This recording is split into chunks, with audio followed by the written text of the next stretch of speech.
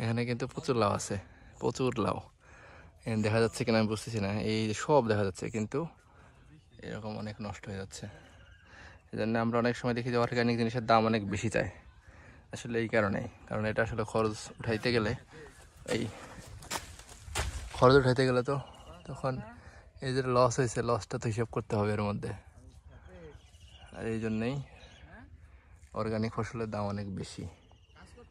প্রচুর লাউ আছে কিন্তু অনেক লাউ নষ্ট হয়ে যেতেছে। এখান থেকে সঠিক পরিমাণে আসলে এই যেটা নষ্ট হয়ে গেছে, এত বড়টা লাউ। এটার কি অবস্থা দেখেন, এই যাচ্ছে লাউ। এটা